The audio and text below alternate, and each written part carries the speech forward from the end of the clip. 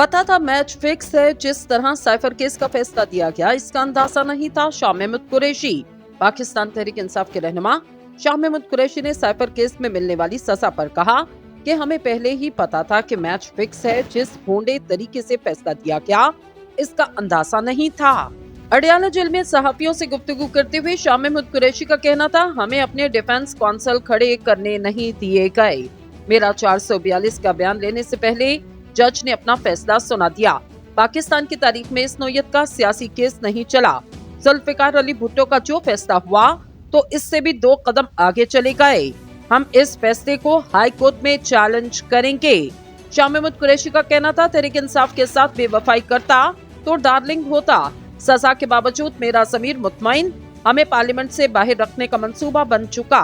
Supreme court और high court में एक और तहलका केस बयान दूंगा। साइफर केस की कानूनी हैसियत खत्म कर दी गई।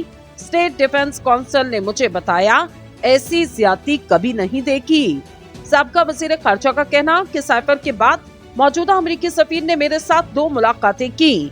बरतानिया और यूरोपीय यूनियन के सफारतकारों से मुलाकात होती रही।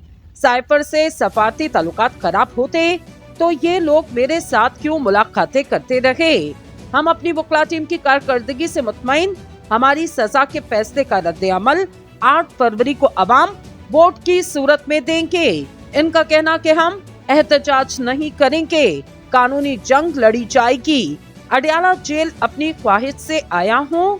मुल्क को सही समत में चलाने के लिए सियासतदानों को कुर्बानी देना पड़ेगी। हमसे मुज़ाकरात किए गए। हमने अगस्त में इलेक्शन की यकीन दहानी मांगी।